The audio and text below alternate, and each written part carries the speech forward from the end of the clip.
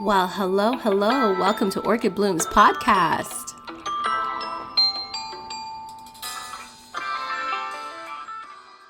Welcome back, bloomers. I am your host, Orchid Brown with Orchid Bloom's podcast. You can find me on TikTok, X, Blue Skies at Orchid I Brown.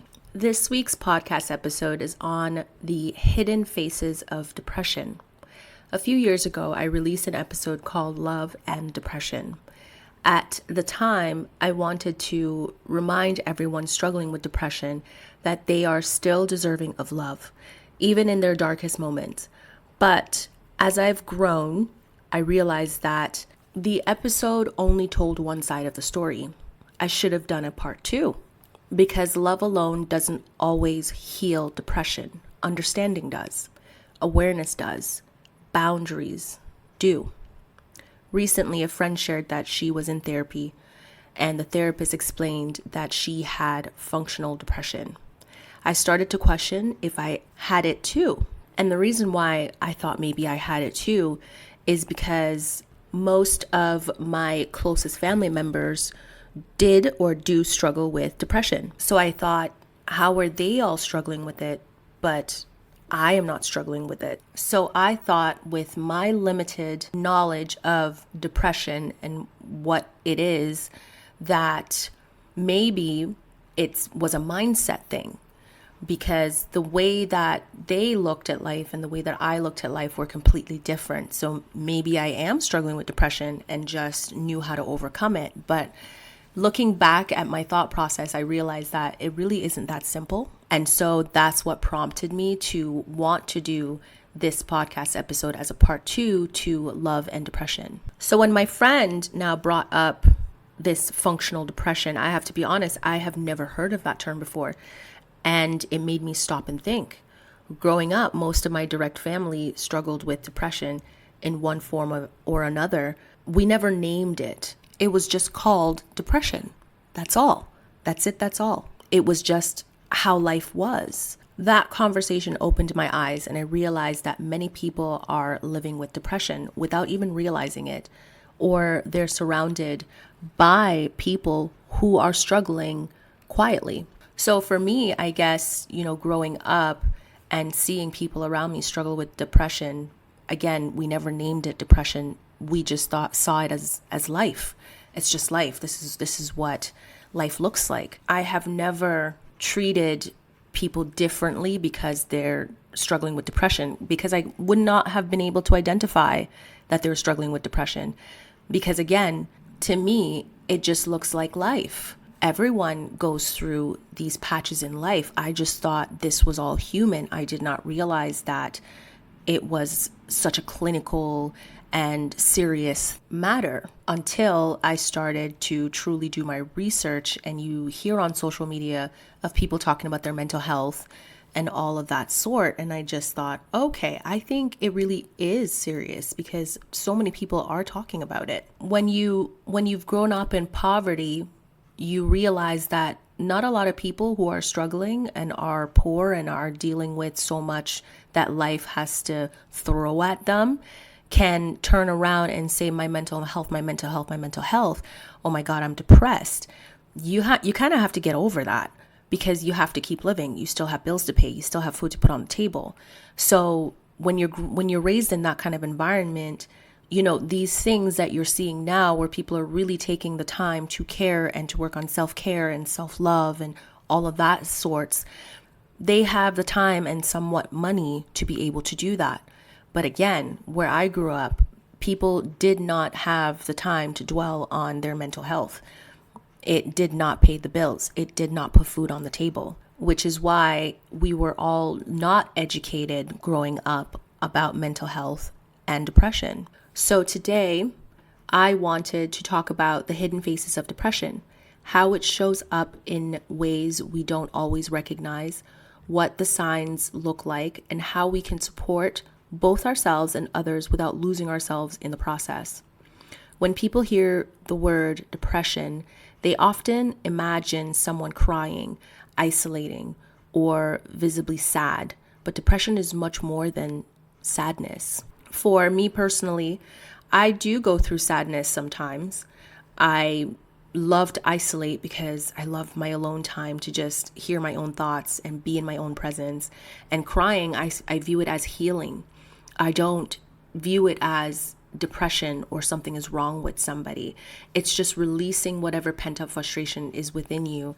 And that kind of allows you to heal. So for me, again, I never saw any of these three scenarios being about depression. So what is depression? Depression is a persistent state that affects how you think, feel, and experience life.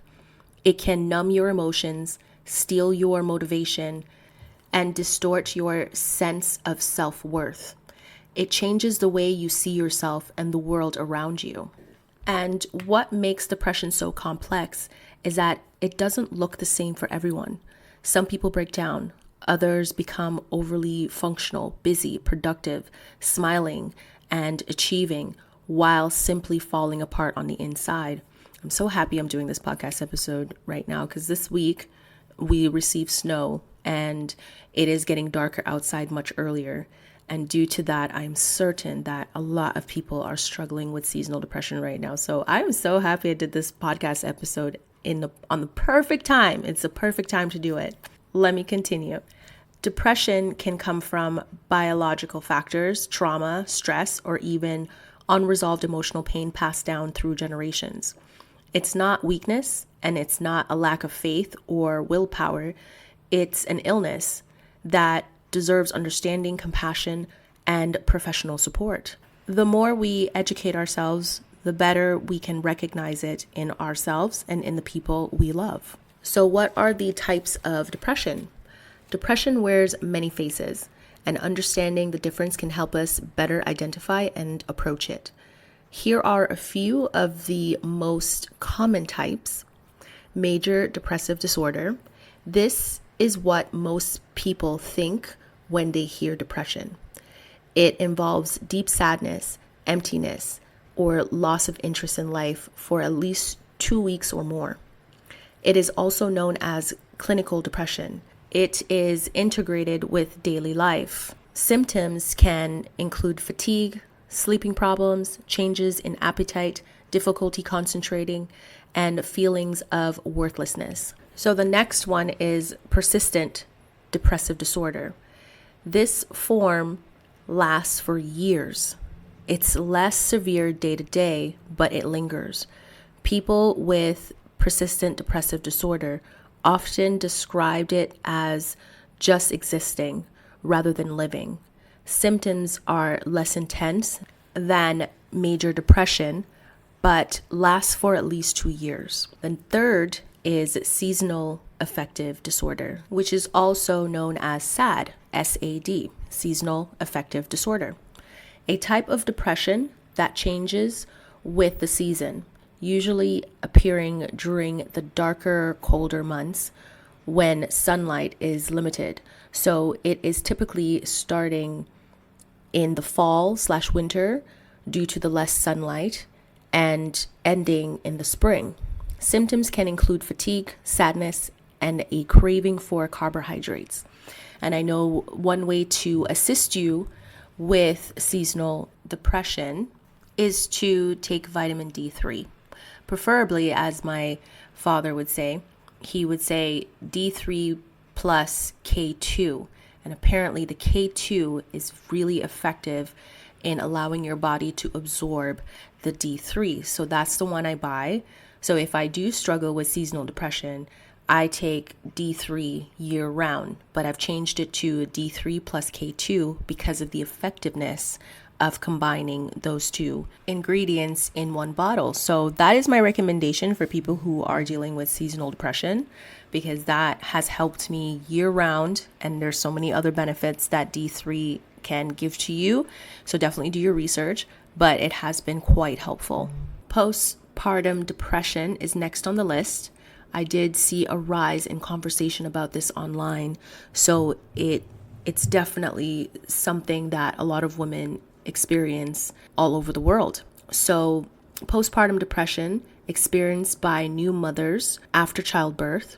It's not the baby blues, it's deeper, and can make it hard to bond with their baby or feel joy.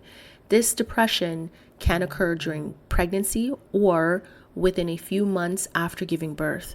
It can include intense sadness, exhaustion, and overwhelming feelings. The next one on the list is bipolar depression, which is part of bipolar disorder. This forms alternates between depressive lows and manic highs, periods of extreme energy or euphoria.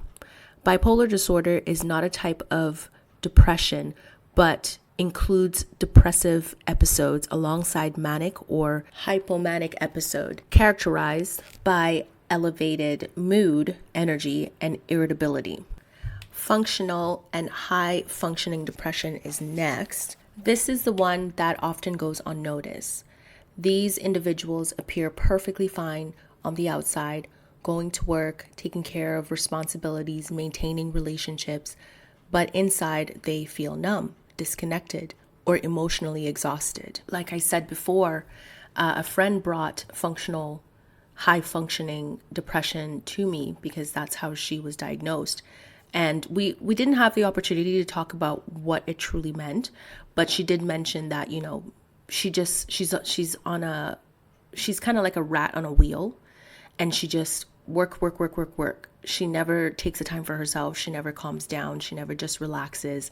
And that's something I've noticed, but I've never associated hardworking people or people that just have so much to do and they're just trying to get everything done to be considered depressive, right? So that was my first time hearing about this, realizing that I could be running around being productive all day long, getting things done, working on stuff, and it could be a sign of trauma or depressive. The only thing I didn't connect with is the feeling of numbness. That I never experienced, because again, when you are going through depression, most people feel everything. So this is why I was very confused when she mentioned that. And one of the reasons why I've never heard of it is because most people that I know, including my family members who go through depression, numbness was never one of them. And not once in any of our conversations did I ever feel that my friend struggled with numbness or disconnect, but emotional exhaustion, definitely. Physical exhaustion, 100%. So because of how she works in her life and how I work in my life, I started thinking, wow, maybe that's the depression that I struggle with. Because again, I mentioned earlier in this podcast episode that my family members do struggle with depression, my closest family members. And I've never felt what they have felt. So I just figured, okay. So now hearing this from someone who kind of reflects who I am just in her daily life and her behavior, I started thinking, shoot, if this is how, if this is the diagnosis that she was given for herself, then maybe it's something that I struggle with. But I'm using this podcast episode to learn what I could be struggling with, and I may have found one. And so the next on this list is situational depression. Situational depression, which is triggered by a life event like a loss, breakup, or major change. It's often temporary, but can become more severe if ignored. And this is the one that I feel that I struggle with, because I tend to go into a deep black hole whenever something happens in my life that is disappointing or I am dissatisfied. If things don't work out exactly the way that I wanted it to, or the outcome is not what I expected, it really throws me off. And I just become really sad. And I go into my quiet place, which of course my quiet place is healing for me. It's having a conversation with me and saying, hey, we need to monitor this. We need to talk about this. So when it says, can become more severe if ignored, I think one of the ways that I manage this situational depression is that I really sit myself down and talk to myself like a coach. Get back out there, get back in the football game. I don't want to hear any excuses. Or I would approach myself with compassion and just have that one-on-one conversation with myself, just talking about, hey, I do notice that every time you feel defeated or disappointed or dissatisfied, you go into a place or go to a place that is dark. And I know you want to be alone, and I know you need this time to process, but let's talk about it. And it would just be me on the couch with a glass of wine, just sitting back and talking to myself and really giving myself a pep talk, letting myself that whatever happened had nothing to do with me. It was out of my control. You did everything that you could. You really put in the effort and you worked really hard. And if it's not recognized, it's okay. It's okay, but you know your strength and you know what you're capable of. And I would go through this pep talk for hours just with myself and a glass of wine. And once, I pull myself out of that funk, I decide, what's my next strategy? What am I going to do next? How am I going to work on this? And then I try to remind myself to be more patient, to just relax. Take this time to heal. Just because we had this pep talk doesn't necessarily mean that you've healed from the situation. It means that you need to find a way to better regulate yourself whenever you experience these types of disappointment or defeat or dissatisfaction. And so, I have to kind of remind myself not to jump into work immediately and to just take the time to process. Take the process and heal from the situation. Really take the time to work with yourself to deal with situational depression. And that is what I do because I'm an overachiever. I like to be excellent at everything that I do. So when I don't get my way after working so hard and pouring myself into something, it does affect me. It really does affect me. I think I told a friend back in the day that I'm prone to bitterness. And I never understood that maybe that prone to bitterness, which only happens whenever I'm being disappointed or defeated or dissatisfied about an outcome of something of some sort, I tend to go into this bitterness stage. And so I think my self-diagnosis is that I have situational depression because most people bounce back so quick. I remembered having this conversation with a guy in college, and we were talking about business, and he says, he's owned a business before. And most people I know, they really pour themselves into their business.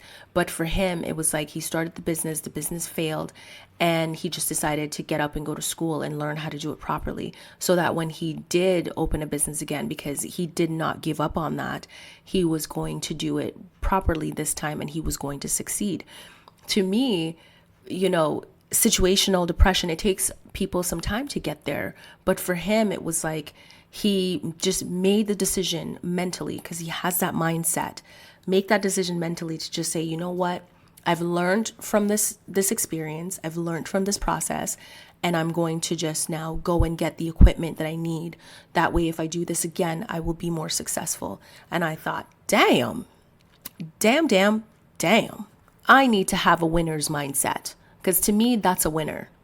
To be able to get back up and bounce back from whatever disappointment, whatever defeat, whatever dissatisfaction they experience in life, to just get back up and go, yeah, I'm good. I'm ready. Let's do this again. Let me go get myself equipped, put my gloves on, and I'm going to beat that. I'm going to beat that bag. You know what I mean? So I did not realize that he was teaching me something through that conversation. And I found that that's what I remember, and that's what has helped me to bounce back from disappointment. After giving myself a pep talk, like I'm a coach and I'm the player in the game, I get back up and I go, all right, I'm going to do what I need to do to heal first. And then I'm going to go get the equipments that I need to succeed in this category going forward. And I was like, oh, okay, I'm glad. You got to make yourself proud, because nobody else is going to be proud of you. So be proud of yourself by doing exactly what you would be proud to see someone else do. The truth is, not all depression looks heavy or obvious. Sometimes it looks like someone who never asks for help, someone who smiles through their pain, someone who's always there for everyone, but no one checks in on them. And that's my friend. Which is why I try to make it a point to message her and ask her, hey, how's it going? How are you doing? What's going on? What are you working on? You know what I mean? We're both very strong independent women, and we've had to carry a lot of things for ourselves. But both of us, we have the characteristics where we're always there for other people. But these people have never turned around and filled up our cups. And so I had to have that conversation with her and let her know that, hey, this is not good. This is us living in our trauma. We need love and care too. We need to find a way to get what we need because the people that we're pouring into aren't pouring into us. I told her we can't keep pouring into people that aren't pouring into us. At this point, they're takers and we're just givers. It's not a good relationship to have. There has to be equal give and take. And in these types of relationship, yes, with your kids, you can give as much as you want, but you also need to teach them how to give back so that when they go out into the world, they're just not taking from other people because that's how they were raised to take. You need to teach them how to give as well and how to give in a genuine and authentic way. But first things first, let's focus on you. How are you giving back to you? How are you filling up your cup when they drain you? What is your limit? Because there doesn't seem to be one. And I said, the self-sacrificing thing, it's not working for us anymore. It's not. We're going to have to take a step back and understand that some people just don't really want to be helped. They just want to waste your time. So we had to have that heart-to-heart conversation where I'm speaking from experience and she's listening and then she's explaining her experience. And then we found a common ground, which is that we are guilty of all of these things. We are guilty of not providing ourselves with enough love that we need. We're giving and giving and giving because, again, we're strong. We're so strong. And yet we're not getting anything in return. And we have to then try to find that love that we're expecting to come back to us somehow. But it's time for us to be selfish. That's how I looked at it, and that's how I explained it to her. Stop self-sacrificing. Go find your peace. Go find your love. They can wait. And if they complain about how you've changed, that's not your problem. Because when it was time for them to pour into you, they didn't even think to do that. They don't even think to pick up the phone and say, hey, how are you? Let me take you out to dinner. Let me treat you to something to say thank you for supporting me. Not once did they turn around and do that for you. So stop giving to people who are ungrateful. So yeah, we had that conversation. I had to give her the pep talk. And I'm so glad that we did. Because now I make sure that to keep her accountable. And then I have to keep myself accountable. And if I ever make that mistake, I'm expecting her to turn around and slap me in the face and say, girl, pick yourself back up. Stop giving. They're not giving you shit. Go get yours. We need to stop giving people who have shown who they are excuses. Just believe them. Just believe them. Protect your heart, protect your peace, protect your mental health. Let's talk about signs and symptoms. Recognizing depression means paying attention to both the visible and invisible signs. It's not just about sadness. It's about changes in the mood, energy, behavior, or self-worth.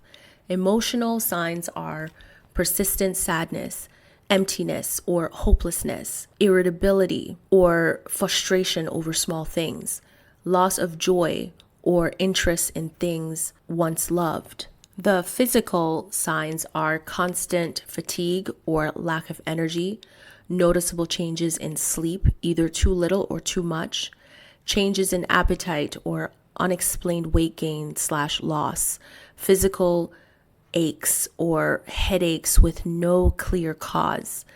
The next signs are cognitive, so difficulty concentrating or making decisions, negative self-talk, guilt, or feeling like a burden, thoughts of death or suicide, which should always be taken seriously.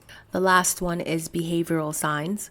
So withdrawing from friends or family, neglecting responsibilities or appearance, using substance to cope. Here is something important that many people don't know, because I didn't know this, so I'm sharing it with you. Depression can also show up with psychotic features. This is also known as psychotic depression or major depressive disorder with psychotic features. This happens when someone is experiencing deep depression alongside symptoms of psychosis, like hallucinations, seeing or hearing things that aren't there, or delusions, strong false belief that feels completely real.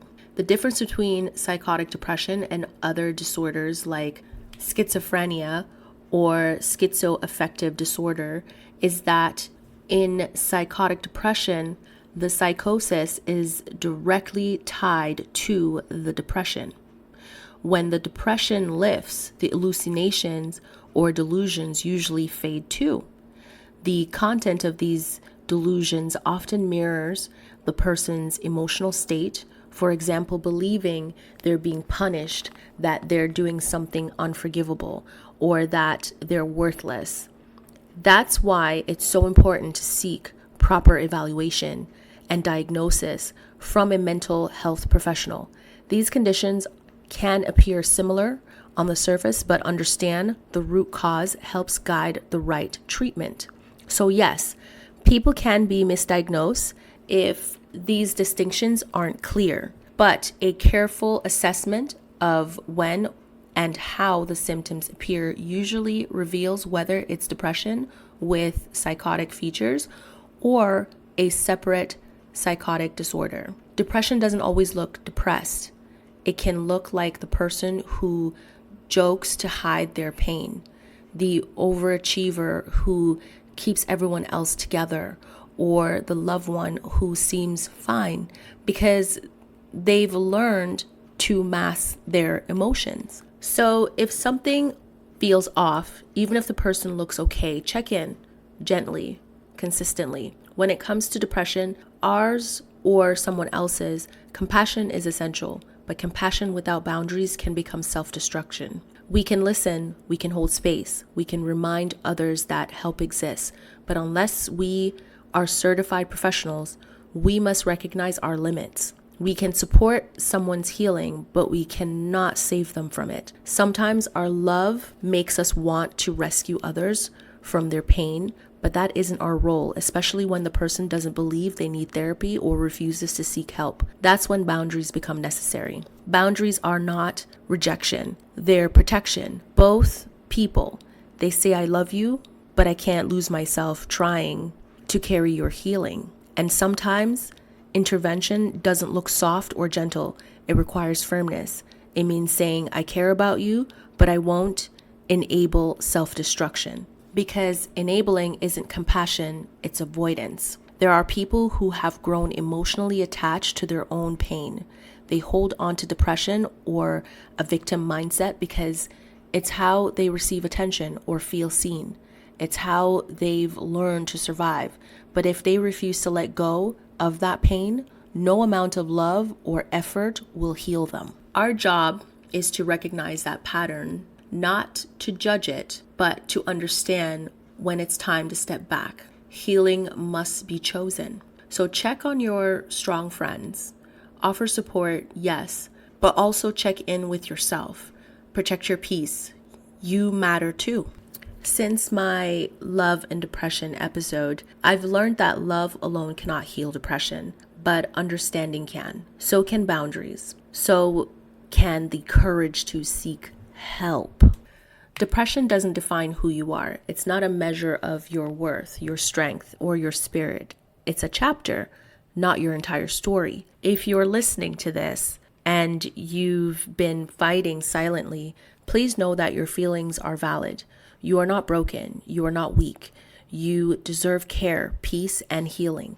And if you love someone who's struggling, remember, the best thing you can do is encourage them to seek professional help. Support them within your limits and continue nourishing your own mental health in the process. Healing begins with awareness of ourselves, our emotions, our limits, and then awareness. That's the beginning of compassion, both for others and for ourselves. Because at the end of the day, even in the darkness, your light still exists. It may flicker, but it's never gone. You are worthy of love, healing, and joy, even when it feels far, far away. Thank you for joining me today on Orchid Bloom's podcast. Your support is appreciated. Take this time to subscribe, follow, rate, and leave a review on the podcast platform of your choice. Our social media pages are Orchid Bloom's YouTube channel the Ambitious Obsession Network on Facebook, at the Ambitious Ops on Twitter, at the Ambitious Net on Instagram. If this episode resonates with you, share it with someone who needs to hear it. Until next time, keep blooming. I hope you have a splendid day.